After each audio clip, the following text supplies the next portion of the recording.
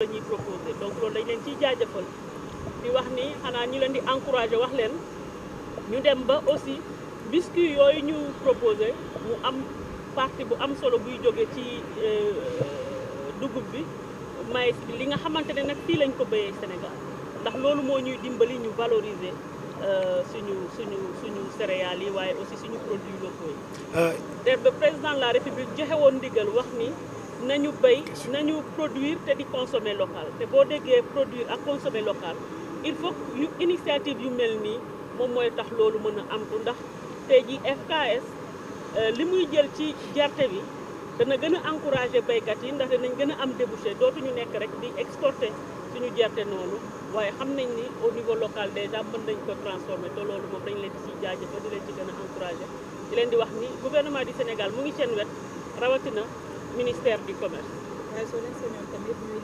boo bëggee économie bu dox il faut mu am chaîne de valeur bu dëgër moo tax ministère du commerce dañu initier benn projet bu ñu naan connectivité des marchés fexe ba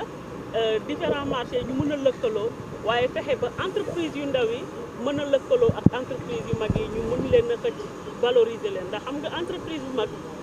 nu muy produire dafay respecter critères yëpp kon bu lëkkaloo ak benn entreprise bu ndaw mu mun koo teg cahier de charge bu amee accompagnement entreprise boobu dafay am culture bu baax culture d'entreprise bu baax boo xamante ne non seulement dina gën a dëgër ci niveau domestique bi